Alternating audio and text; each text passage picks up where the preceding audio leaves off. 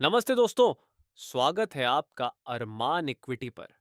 आज हम एक ऐसी कहानी शुरू करने जा रहे हैं जो सिर्फ एक इंसान की बायोग्राफी नहीं है, बल्कि भारतीय शेयर बाजार के इतिहास का सबसे काला और सबसे रोमांचक पन्ना है।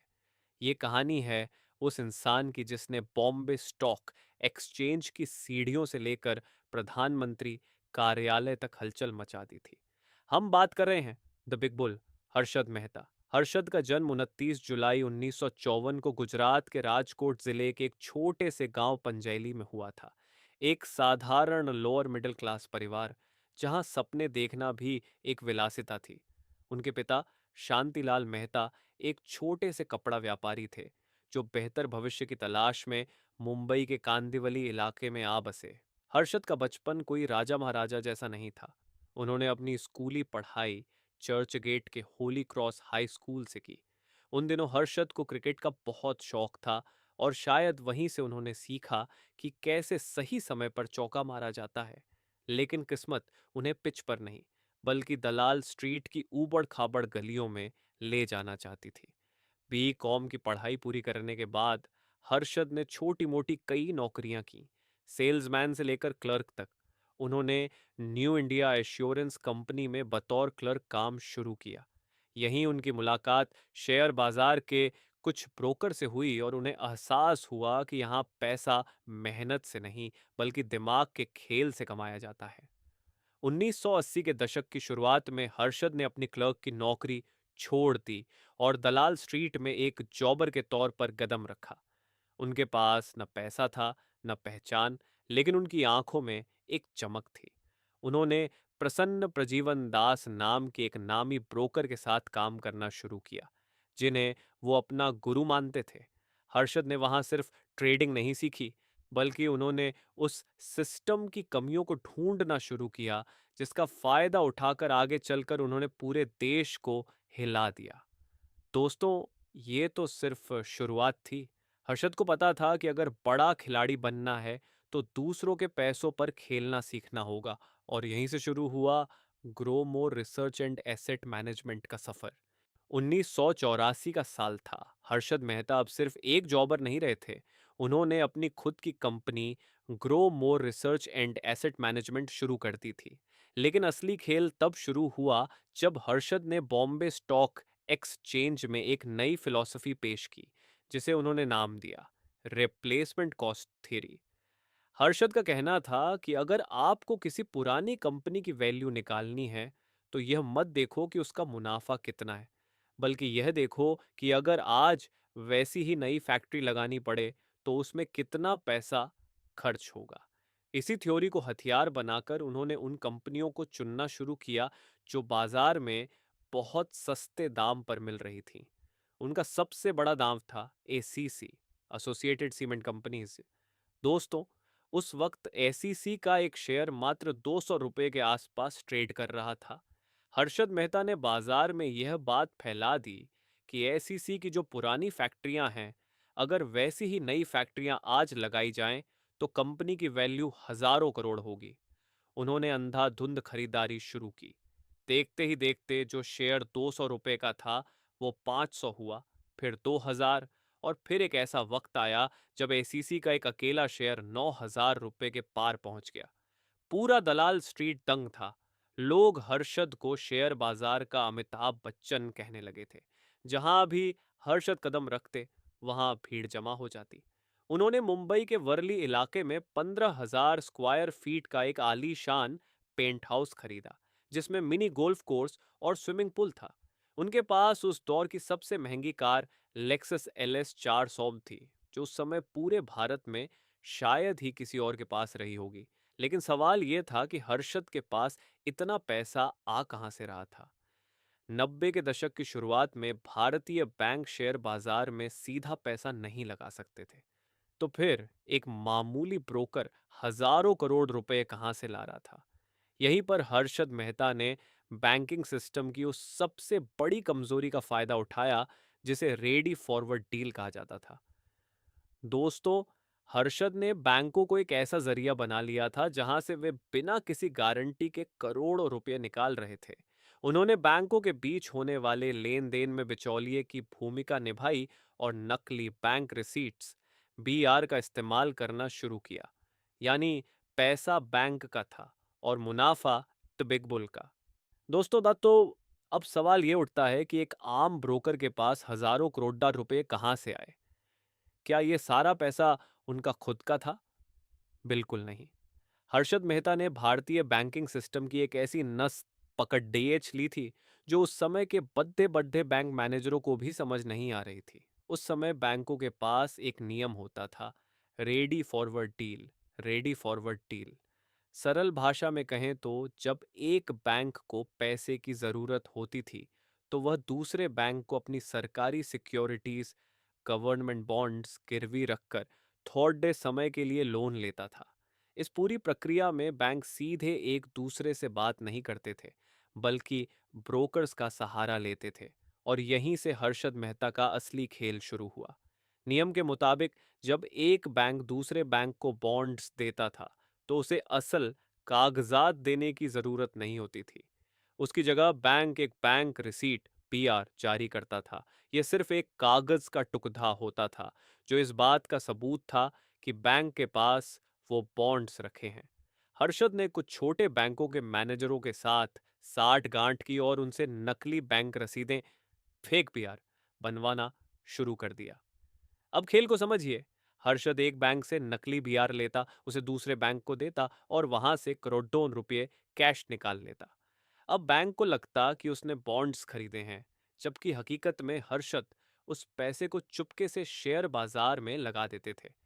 जब शेयर के दाम ऊपर जाते तो हर्षद उसे बेचकर अपना मुनाफा कमाते और बैंक का पैसा वापस लौटा देते। ये एक ऐसा चक्र था जिसमें पैसा बैंकों का था, रिस्क बैंकों का था, लेकिन सारा मुनाफा हर्षद मेहता का था। 1991 से 1992 के बीच हर्षद ने इस तरीके से बाजार में इतना पैसा झोंक दिया कि सेंसेक्स कुछ ही महीनों में 1000 पॉइंट से बढ़कर सीधे 4500 पॉइंट के पार चला गया। लोग इसे हर्षद मेहता रैली कहने लगे। लेकिन हर्षद भूल गए थे कि झूठ की बुनियाद पर खरीदा किया गया महल ज्यादा दिन तक टिक नहीं सकता। उधर दिल्ली और मुंबई के गलियारों में कुछ लोगों को शक होने लगा था कि इतना पैसा आखिर आ कहां से रहा है। और तभी एंट्री हुई एक ऐसी महिला की जिसने इस बिग बुल के साम्राज्य की ईंट से ईंट बजा दी। कहते हैं कि कामयाबी की चमक जितनी तेज होती है, उसकी परछाई उतनी ही गहरी होती है। 1992 की शुरुआत तक हर्षद मेहता भारत के सबसे ताकतवर शख्सियतों में से एक बन चुके थे। लेकिन उनकी इस बेहिसाब दौलत ने एक तीखी नजर वाली पत्रकार का ध्यान अपनी ओर खींच लिया था, सुचेत दलाल। सुचेता दलाल उस समय द टाइम्स ऑफ इंडिया में काम करती थी। उन्हें खबर मिली थी कि state bank of India SBI के खातों में कुछ गडी बात थे। जब उन्होंने इसकी तहकीकात शुरू की तो जो सच सामने आया उसने पूरे देश के होश उठा दिए। 23 अप्रैल 1992 को सुचेता दलाल ने एक धमाका किया। उन्होंने खुलासा किया कि हर्षद मेहता ने अकेले स्टेट बैंक ऑफ इंडिया से करीब 500 करोड़ रुपए का गबन किया है। असल में हुआ यह था कि हर्षद ने बैंक से पैसा तो लिया था, लेकिन उसके बदले में जो बैंक रसीदें बीआरएस जमा की थीं, वो महज कागज के टुकड़े थे। जब एसबीआई के अधिकारियों ने उन रसीदों की जांच की तो पता चला कि जिस बैंक के नाम पर वो रसीदें जारी हुई थीं, उस बैंक के पास तो वैसे कोई बॉन्ड्स थे ही नहीं। ये खबर आग की तरह पूरे बाजार में फैल गई। निवेशकों में हड्डी डीडीएच कंप मच गया। लोग डर के मारे अपने शेयर बेचने लगे। देखते ही देखते जो शेयर बाजार आसमान छू रहा था, वो धड़ हाम से नीचे गिर गया। हजारों आम लोगों की खून पसीने की कमाई कुछ ही घंटों में राख हो गई। लेकिन हर्षद मेहता अभी भी हार मानने को तैयार नहीं थे। उन्होंने दावा किया कि वे सारा पैसा चुका देंगे। पर मामला अब सिर्फ पैसों का नहीं रह गया था, मामला अब राजनीति और कानून का बन चुका था। सरकार ने इस घोटाले की जांच के लिए एक जॉइंट पार्लियामेंट्री कमेटी जेपीसी बना दी। सीबीआई ने हर्षद के घर और दफ्तरों पर छापे मारे। उनकी वो मशहूर लेक्सस कार और उनके सारे बैंक खाते सीज कर दिए गए। और फिर आया वो पल जिसने इस घोटाले को सिर्फ एक आर्थिक अपराध से बढ़ाकर एक राजनैतिक भूचाल बना दिया। हर्षद मेहता ने एक प्रेस कॉन्फ्रेंस बुलाई और एक ऐसा आरोप लगाया जिसने तत्कालीन प्रधानमंत्री नरसिम्हा राव की कुर्सी हिला दी। हर्षद ने दावा किया कि उन्होंने खुद प्रधानमंत्री को 1 करोड़ रुपए की घूस दी है। उन्होंने बाकायदा एक सूटकेस दिखाकर सबको चौंका दिया। दोस्तों, हर्षद मेहता का वो सूटकेस वाला दावा उनके लिए सबसे बड़ी मुसीबत बन गया। सरकार और कानून का शिकंजा उन पर कसता ही गया। 1992 के उस घोटाले के बाद हर्षद मेहता पर 70 से ज्यादा आपराधिक मामले दर्ज किए गए और उन पर हजारों करोड़ रुपए का सिविल टैक्स बकाया निकाल दिया गया। वह इंसान जो कल तक शेयर बाजार का राजा था, अब अदालतों के चक्कर काट रहा था। हर्षद को कई बार जेल जाना पड़ता था। उनकी संपत्ति, उनके आलीशान घर और उनकी महंगी गादियां, सब कुछ सरकारी एजेंसियों के कब्जे में था। लेकिन हर्षद हार मानने वालों में से नहीं थे। जेल से बाहर आने के बाद उन्होंने फिर से वापसी की कोशिश की। उन्होंने एक वेबसाइट शुरू की और अखबारों में कॉलम लिखना शुरू किया, जहां वे लोगों को स्टॉक टिप्स देते थे। उन्हें आज भी यकीन था कि वे सिस्टम को हरा सकते हैं, लेकिन किस्मत को कुछ और ही मंजूर था। साल 2001 का आखिरी हफ्ता था। हर्षद मेहता ठाणे जेल में बंद थे। 31 दिसंबर 2001 की रात, जब पूरी दुनिया नए साल के जश्न की तैयारी कर रही थी, तब जेल की काल कोठरी में हर्षद के सीने में अचानक तेज दर्द उठा। उन्हें अस्पताल ले जाया गया, लेकिन रात के करीब 12 बजकर 40 मिनट बजे 47 साल की उम्र में द बिग बुल ने अपनी आखिरी सांस ली। उनकी मौत के साथ ही कई राज हमेशा के लिए दफन हो गए। कई लोगों का मानना था कि हर्षद को बल का बकरा बनाया गया, क्योंकि उस घोटाले में सिर्फ वे अकेले नहीं थे। कई बड़े राजनेता और बैंक अधिकारी भी शामिल थे, जिनके नाम कभी सामने ही नहीं आए। हर्षद मेहता की मौत के बाद भारतीय शेयर बाजार में एक बहुत बड़ा बदलाव आया। सरकार ने SEBI, securities and exchange board of India को वो सारी ताकतें दी जो पहले उसके पास नहीं थीं। बैंकिंग सिस्टम को ऑनलाइन किया गया ताकि कोई दोबारा नकली रसीदें, फेक पीआर न बना सके। हर्षद मेहता ने भारत को यह सिखाया कि शेयर बाजार में जितनी तेजी से पैसा बनता है, उसे कहीं तेज रफ्तार से वह डूब भी सकता है। दोस्तों, हर्षद मेहता की कहानी सिर्फ एक स्कैम की कहानी नहीं है, बल्कि यह एक सबक है उन सभी के लिए जो शेयर बाजार में रातों रात अमीर बनने का सपना देखते हैं। हर्षद ने कहा था कि बाजार में पैसा तो हर कोई कमाता है, लेकिन उसे पचाना हर किसी के बस की बात नहीं होती। और उनकी ये बात आज भी उतनी ही सच है। इस 4,000 करोड़ के घोटाले ने भारत के वित्तीय ढांचे को हमेशा के लिए बदल दिया। आज हम जो सेबी की सख्ती देखते हैं, जो डिजिटल और पारदर्शी ट्रेडिंग देखते हैं, उसकी नींव कहीं ना कहीं इसी घोटाले के मलबे से निकली है। हर्षद मेहता ने दिखा दिया कि अगर सिस्टम में छेद हो, तो एक अकेला इंसान भी पूरे देश की अर्थव्यवस्था को चुनौती दे सकता है। आज के दौर में जब हम निवेश करते हैं, तो हमें हर्षद मेहता की उस रिप्लेसमेंट कॉस्ट थ्योरी को नहीं भूलना चाहिए, जो हमें सिखाती है कि कंपनी की असल वैल्यू उसके एसेट्स में छिपी होती है। लेकिन साथ ही हमें उनके पतन से यह भी सीखना चाहिए कि लीवरेज, यानी उधार के पैसे पर खेला गया जुआ, कभी भी भारी पड़ सकता है। हर्षद मेहता भले ही आज हमारे बीच नहीं है, लेकिन दलाल स्ट्रीट की हवाओं में उनका नाम आज भी गूंजता है।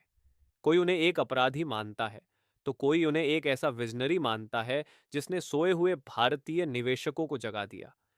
सच जो भी हो, पर एक बात तो तय है, हर्षद मेहता जैसा खिलाड़ी ना बाजार ने पहले कभी देखा था, और न ही शायद कभी देख पाएगा। तो दोस्तों, ये थी हर्षद मेहता की पूरी दास्तां। उम्मीद है कि अरमान इक्विटी की यह 20 मिनट की खास केस स्टडी आपको पसंद आई होगी। अगर आप चाहते हैं कि हम ऐसे ही और भी दिलचस्प मार्केट स्कैम्स या इन्वेस्टिंग लेजेंड्स पर वीडियो बनाएं, तो कमेंट में अपनी राय ज़रूर दें। इस वीडियो को लाइक करें और अपने उन दोस्तों के साथ शेयर करें जो स्टॉक मार्केट को गहराई से समझना चाहते हैं। चैनल को सब्सक्राइब करना न भूलें, ताकि आप अगली बड़ी एनालिसिस मिस न करें। निवेश करते रहें, सीखते रहें। धन्यवाद।